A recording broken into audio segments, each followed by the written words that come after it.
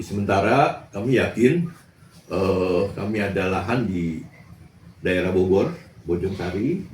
Iya, ada 6 hektar. Itu lahan pertanian atau lahan apa bentuknya, Pak? Itu lahan produksi untuk pertanian. Lahan untuk pertanian, pertanian, ya? peternakan, dan perikanan. Ya? Oh, gitu. Iya, iya.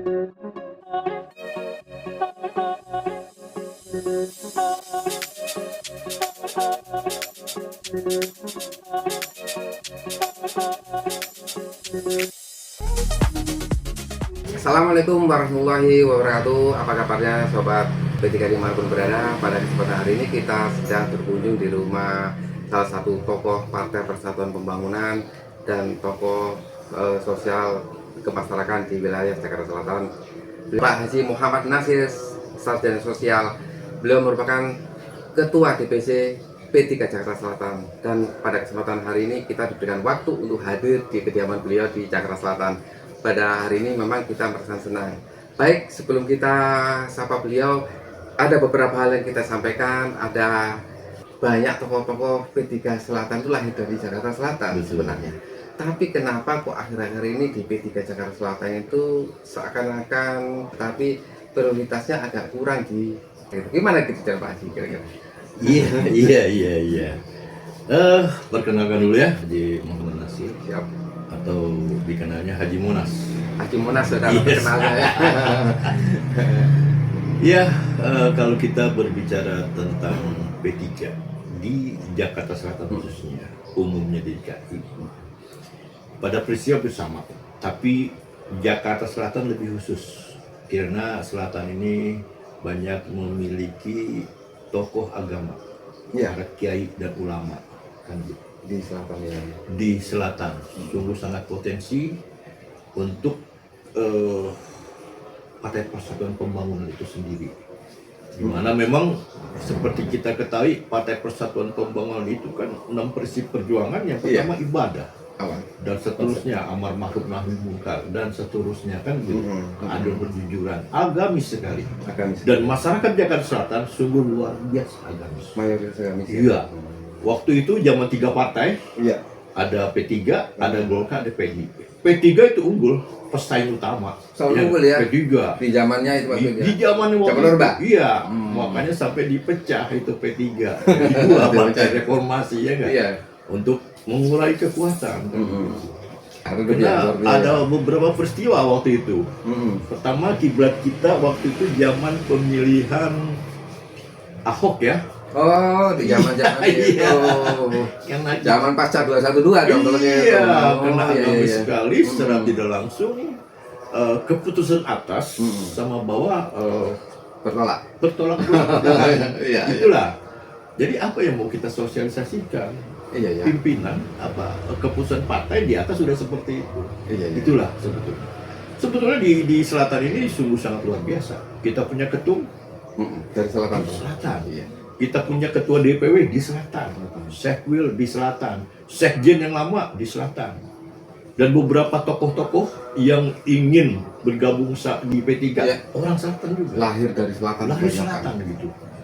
Begitu istimewa Jakarta Selatan. Luar biasa sebetulnya. Makanya saya juga ini sebetulnya di P3 sejak dari lahir, sejak dalam kandungan sudah bersama orang tua kan gitu, di bawah-bawah. Akan tetapi aktifnya saya merasa terpanggil karena situasi P3 saat ini sepertinya entah bagaimana gitu, apa ditinggalkan atau bagaimana gitu. Tapi saya timbang saya ditinggalkan saya. Iya, tapi saya ingin melanjutkan dan meneruskan perjuangan daripada orang tua. Iya sih. Dan memang ini P3 adalah partai warisan para ulama. Yang merupakan suatu amanah yang harus kita jalankan. Iya, karena di P3 itu ada 2 sisi, ada 2 jalan sebetulnya. Iya. Apa 2 jalan itu aja? Keuntungan kita di P3, ini kita tidak hanya mengejar dalam berpolitik atau mengejar suatu kekuasaan. Iya. Kita mengejar dunia akhirat. Iya sih, ada hal hakiki yang kita jalan kanan, nilai ibadahnya. Insya Allah bersama di partai P3 kita mempunyai ibadah yang ujung-ujungnya adalah jalan ke surga. Iya sih. Bukan jalan ke kiri. Bukan semata-mata kita di partai ini untuk berpolitik dan merebut kekuasaan. Tidak semata-mata itu. Tidak semata-mata itu. Sebagai contoh, di partai lain, ujung-ujungnya apa? Iya sih. Karena tidak dibekali dasar 165, akhirnya yang terjadi apa? Iya sih. Berguguran, Berguguran. korupsi. Iya. Iya nggak? Salah jalan. Karena jalannya jalan kiri. Berbeda konsepnya. Berbeda konsepnya. Nah ini P3 ke depan sangat dibutuhkan sebetulnya. Partai terdahulu, partai sekarang, walaupun kondisi ya nggak, lagi kurang sehat, tapi P3 akan jadi partai yang akan datang. Insya Allah, amin. Nah, mudah-mudahan. Ya enggak? Karena situasi, kita tahu sekarang situasi partai-partai yang bermunculan ini kan berhaluan kemana? Itu sudah kebaca sama kita. Iya, sudah baca. Kita nggak bisa sebutkan. Tidak perlu sebutkan Ya, ya. tapi P3 akan dibutuhkan sebagai penyeimbang. Ya enggak? Tetapi iya. Penyeimbang Benar. kan gitu. Syukur-syukur sih bisa jadi nomor 1. Iya. Karena memang ya P3 itu yang dibutuhkan nanti dengan Sebagai penyeimbang nasional sih ya. iya, dengan 6 prinsip perjuangan dan bersiteguh pada 165. Insya Allah aman negara. Aman. Sebagai penyeimbang nasional. Penyeimbang ya. nasional. Karena negara kita dibentuk tidak semata-mata seutuhnya dari kalangan nasional, ada kontribusi kalangan agamis. Agamis dari kontribusinya. santri. Iya. Adapun kenapa P3 ini di Jakarta Selatan sepertinya agak redup ya? Ya. Ya terutama ya andil dari pendiri partai kita sendiri, dari NU. Ada di dalamnya ya. Iya, dari Partai Islam dan ada 4 partai itu. Itu salah kalau memang para tokoh agama kita ini berada di partai lain, salah. Itu Salah sebenarnya. besar gitu. Dia juga sama juga dia berada pilih jalan kiri, bukan jalan kanan. Gitu, sayang. Sayang sekali Pak Haji. Iya. Ini Pak Haji memang dari latar historical Pak Haji sendiri di Partai Persatuan Pembangunan di wilayah Jakarta Selatan memiliki historical memang yang luar biasa sebenarnya. Dibandingkan, kita tidak membandingkan partai-partai di DPC lainnya, tetapi faktanya memang di Jakarta Selatan banyak melahirkan tokoh-tokoh dan pembesar-pembesar para pemimpin P3 dari Jakarta Selatan. Betul. Nah, ini Pak Haji selain di P3 ini ada pernah menjabat sebagai sekretaris DPD Forkabi ini. Ini tentang ormas ini, organisasi kemasyarakatan ini. Iya. Sejak kapan Pak Haji menjabat sebagai sekretaris DPD Forkabi di Jakarta Selatan ini, Pak Haji? Di Jakarta Selatan kita sudah 2 periode ini. Dua periode. Iya, per 5 tahun. Ya, semenjak dari zamannya Abdul Ghani ke Nahrawi, Oh, Nahrawi. Bang Ihsan kan gitu. Karena begini, semuanya saling terkait. Kalau kita mau berpolitik atau berpartai, ya enggak, ada beberapa penunjang sebetulnya. Pertama, kita juga harus bergabung organisasi sosial kemasyarakatan. Iya, tertentu. Nah, ya, ini Forkabi budaya tentang kebetawian. Kedua, keagamaan. Itu perlu. P3 harus memang ya bersama orang-orang NU. Iya. Saya sebetulnya salah satu pengurus PCNU Jakarta Selatan. Oh, PCNU Jakarta Selatan. Iya. NU juga ya? Iya. Gitu. Karena memang ya, dasar itulah kan begitu. Iya. Yang ketiga, saya juga mempunyai suatu yayasan. Yayasan yang bergerak di bidang lingkungan, budaya, sosial, dan keagamaan tentunya di situ. Nama ininya apa Pak Haji? Ya, nama yayasan saya Yayasan Mahkota Mutiara Ciliwung. Yayasan Mahkota Mutiara Ciliwung ya Pak Haji? Iya, yang kita melihat itu bandaran Sungai Ciliwung dari ujung Depok sampai Ilir itu perlu perhatian khusus. Jadi artinya yayasan ini banyak berkecimpung tentang lingkungan dong? Lingkungan. Dengan lingkungan ya? Tentang di sepanjang bantaran kali ya? Iya. Ciliwung, yang Iya. memang butuh perhatian Butuh khusus. perhatian khusus. Selama ini kan Ciliwung kan sebatas aliran sesuai sejarah, memang mulai sejarah apalagi Ciliwung ya. Iya. Itu saat ini Ciliwung itu memang kenapa Pak Haji? Itu selama ini kan ada pembangunan di bantaran kali itu bagaimana Pak Haji? Ya, kembali kita kepada pemilihan waktu itu ya. Karena nggak lepas daripada gubernur kita. Oh, ya. Ingat Ahok. saya itu ya, kembali lagi ke situ lagi. Iya. Ya. Kalau Ahok itu strukturalisasi, Iya. iya enggak? Kalau Anies naturalisasi. Naturalisasi. Iya. Ya, waktu itu kan. Iya. Naturalisasi. Jadi pada zamannya setelah Ahok, Anies ada program Ahok yang memang di stop dan ada yang dilanjutkan, gitu. Dan inilah posisi yang kadang kita juga program apa yang harus kita jalankan di sepanjang Bengawan Solo, karena sekarang terbengkalai menyangkut masalah strukturalisasi. Beda konsep atau gimana? Beda konsep. Antara naturalisasi kan tidak ada bangunan turap dong. Iya, di Sedang strukturalisasi membangun turap. Iya. Itu Kita yang jadi- naturalisasi bagaimana boleh strukturalisasi tapi masyarakat tetap untuk menjaga kelestarian lingkungan itu sendiri, gitu. Karena ujung-ujungnya untuk kesejahteraan juga. gitu. Kembali ke sedikit ke organisasi Pak Haji, ke yayasan Pak Haji ya. Iya, iya. Pak Haji, selain daripada lingkungan apa Pak Haji yang bisa diberikan yayasan itu terhadap masyarakat selain terhadap lingkungan itu? Jadi begini, Punya rencana lain? sebetulnya itu ada terkendala. Kita mau bangun Kali Ciliwung secara pertumbuhan di bidang pertanian, ya enggak? Pertanian. Di bidang pertanian sampai sekarang masih ada kendala karena situasi yang memang seperti itu, masih zaman pembebasan. Betul. Yang memang belum ada kepercayaan untuk ke yayasan kami. Sementara kami yakin kami ada lahan di daerah Bogor, Bojongsari. Iya, ada 6 hektar. Itu lahan pertanian atau lahan apa bentuknya Pak? Itu lahan produksi untuk pertanian. Lahan untuk pertanian, Pertanian, peternakan, dan Peternakan, perikanan. Oh. Gitu. Iya. Kebetulan kita kan di P3. Ya enggak? Kita punya ketum kan di bidang ketahanan pangan. Korelasinya ada dong. Ada. Sebelumnya koperasi. Terus sekarang ketahanan pangan. Semuanya bisa masuk lah. Iya. Ya enggak? Nah sekarang kami baru 6.000 yang kami garap tuh. Kami buat perikanan, ada pertaniannya juga, dan sekarang mau arah ke peternakan. Iya. Sementara ini yang di lahan itu apa yang sudah dijalankan Pak Haji kira-kira? Sekarang kita sedang garap untuk perikanan. Terus ada ayam bertelur. Ayam bertelur. Iya. BUMDes itu. Oh, BUMDes ya. Iya. Dan selebihnya tanaman program untuk penunjang MBG. Hingga pohon pisang kita tanam. Iya, betul. Cuma belum ada pisang khusus. Apendis itu kan. Nah, kita baru pisang Ambon, macam-macam lah. Gitu. Alhamdulillah sih sedikit udah membuahkan hasil. Ya namun dari segi peralatan kita masih manual.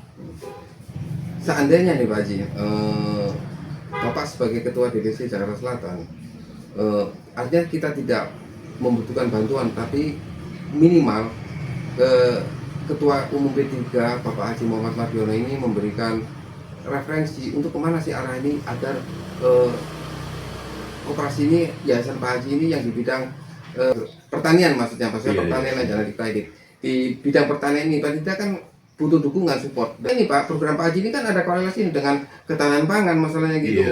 Sayang sekali kalau tidak mendapatkan perhatian lebih dari Ketua Umum kita. Seandainya Pak Haji selama ini sudah pernah mengajukan atau belum nih? Apa Pak Haji? Iya, sebetulnya kita sudah coba kirim beberapa program lewat video, lewat proposal, tapi belum ada jawaban. Respon seperti itu. Iya, lewat proposal. Karena begini. Selatan ini kan sebagai ketua DPC kita ada memiliki 3 strategis ya, 3 strategis. Pertama strategis keputusan partai. Iya, itu di atas lah. Kita tinggal penyesuaian di bawah. Yang kedua, ini kita strategis kemasyarakatan. Iya, bagaimana kita 1 dapil misalnya ya, atau 2 dapil kita bisa bermasyarakat di situ. Iya.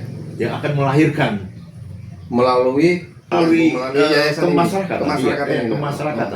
Program ini lah ya. Nah, program yang ketiga ini adalah ekonomi kerakyatan partai kita.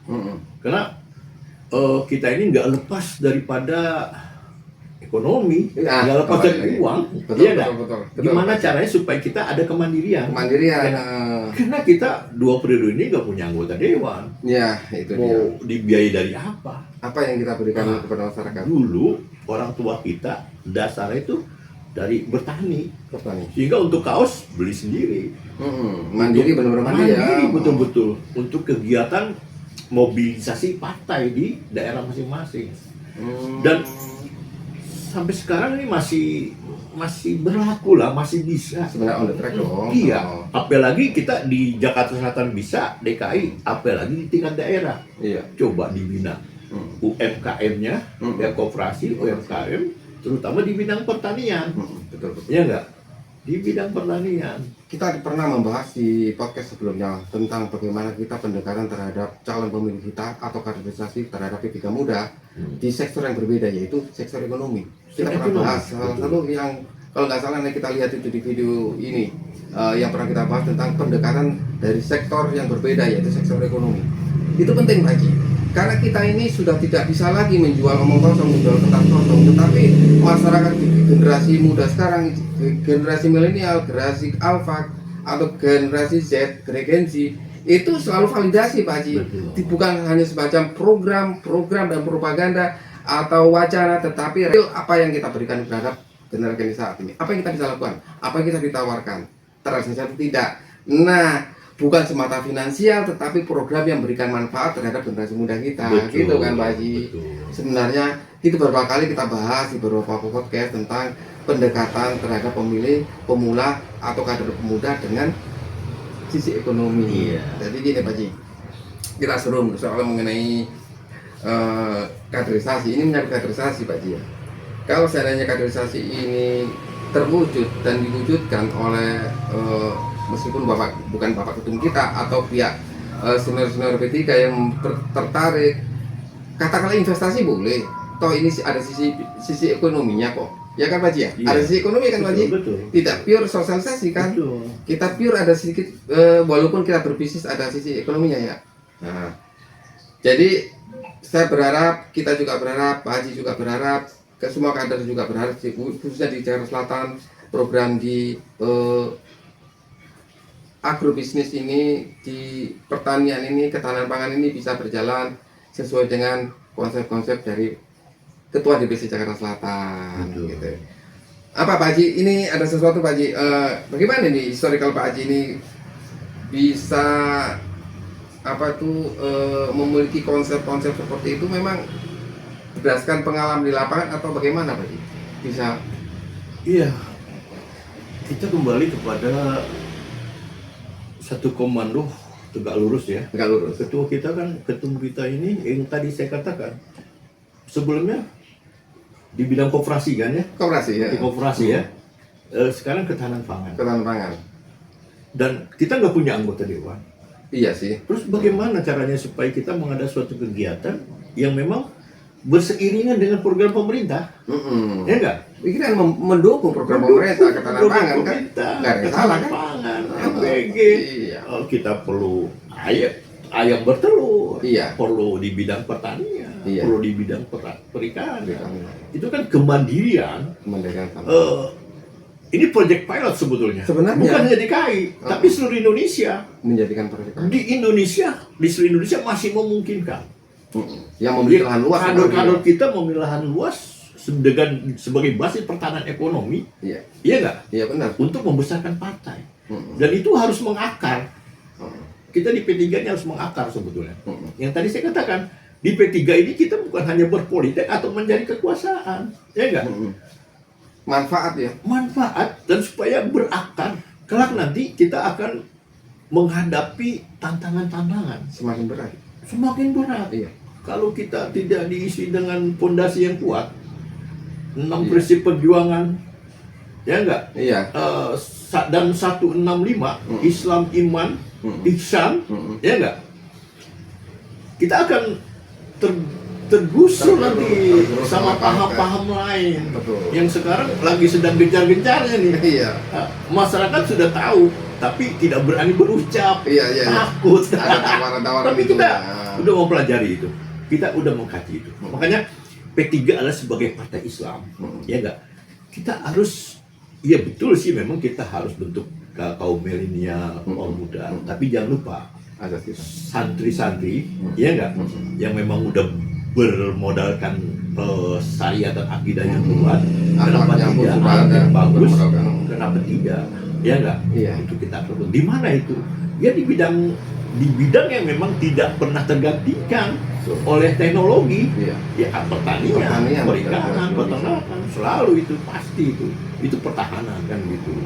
Apalagi kader-kader kita itu bisa nanti maju ke depan kan gitu. Itu yang kita persiapkan dari sekarang. Saya bilang P3 itu karena partai terdahulu, partai sekarang, dan partai yang terdepan dan akan datang.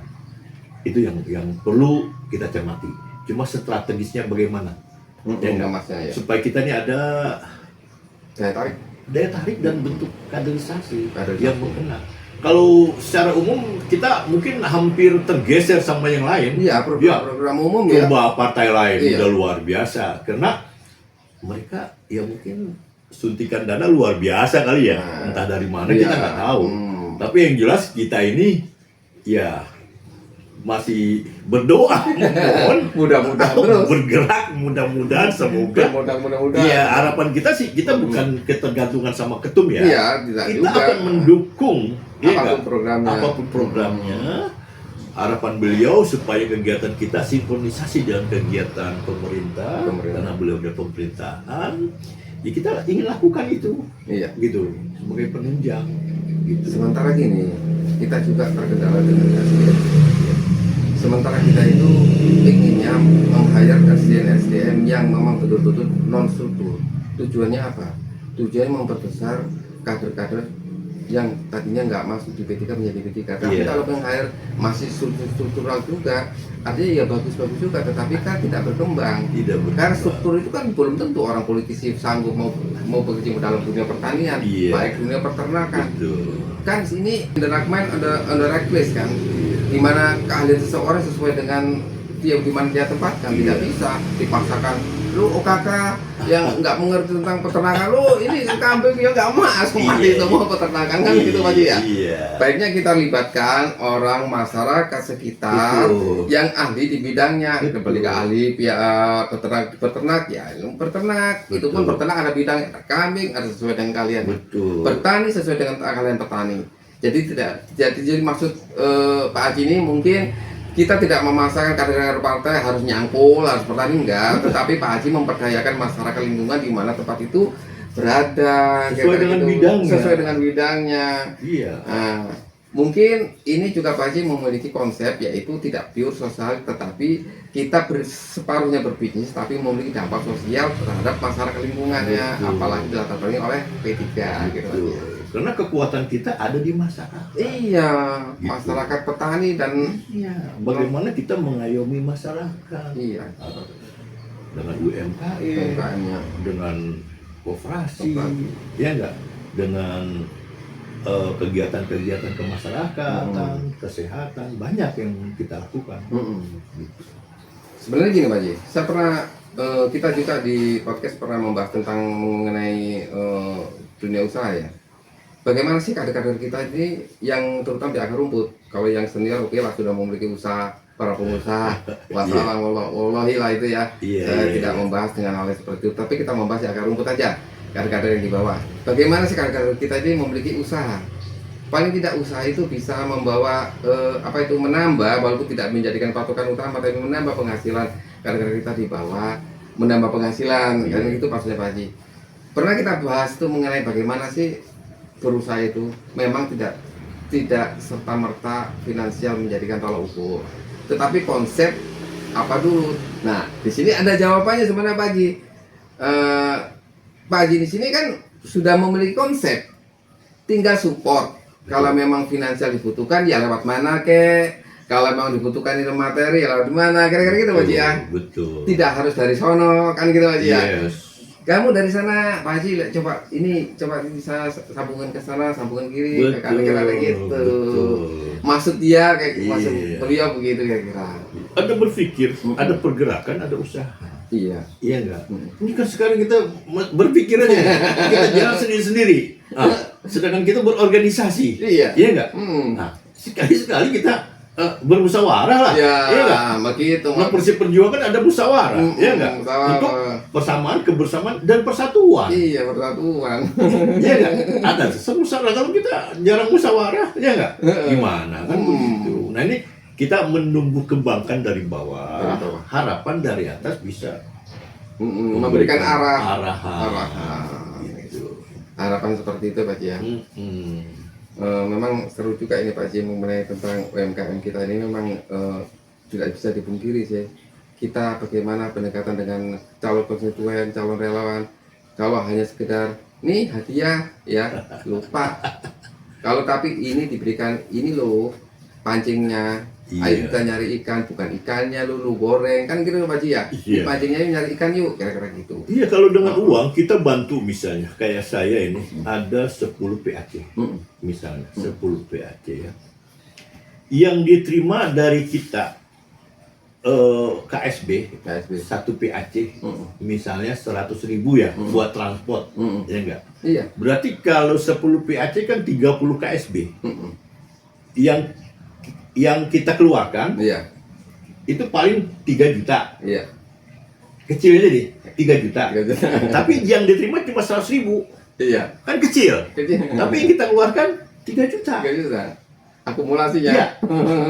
Kalau yang satu orang misal 10 juta, kan kita ngeluarin 300 juta, dia merasa cuma 10 juta. Cuma 10 kecil. juta. Iya nggak? Buat usaha nggak cukup. Itu kan jadi Bawaannya suatu kan gitu. masalah. Jadi masalah. Tapi namanya dalam pergerakan suatu partai kita maklumi. Ya mungkin mereka yang belum mandiri, yang belum menjiwai ya perlu transport juga kan. Kita maklumi itu. Nah, tapi bagaimana cara kita membina? Mengolah. Setiap kader kita minimal di tingkat KSB dari kecamatan sampai tingkat ranting mempunyai usaha. Iya, Satu- kemandirian itu dulu. Iya. Satu kader satu UMKM. Iya. UMKM ya enggak? Kan begitu. Iya. Nah, nanti kan berkembang gitu. Jadi Itu- untuk logistik lebih mudah lagi kita penyaluran logistik. Memang kalau lebih kita lihat mudah dari di lagi. lapangan sendiri Pak Haji, bagaimana kita meng-hire seseorang, bagaimana mengedukasi calon pemilih. Kalau kita sendiri kondisinya seperti itu. Betul. Katakanlah kita mau mengedukasi calon pemilih atau calon relawan, bro kita gini bro, nanti lu jadi begini, kalau lalu aja begini kan repot juga. Justru itu kader kita itu harus memiliki kemandirian ekonomi sebenarnya. Betul. Tidak harus kaya tetapi Betul. kemandirian ekonomi, konsepnya kira-kira gitu Pak. Dan ini jangan sesaat banyak kan partai kan sesaat pas mau pemilu momen-momen tertentu. Jangan. Partai kita adalah partai ibadah, harus dari sebelum-sebelumnya, ya enggak? Iya. 3 tahun sebelumnya udah tuh kita bina gitu, kan ibadah, kekuatan ekonomi. Saya yakin dia nggak akan kemana-mana. Iya. Sama seperti Pak Haji Muhajir ya? Muhajir ya? Dia Mujahir, Pak Haji Mujahir. Beliau melakukan tidak pra kampanye, tetapi saat ini sudah beliau melakukan dengan apa daya beliau punya.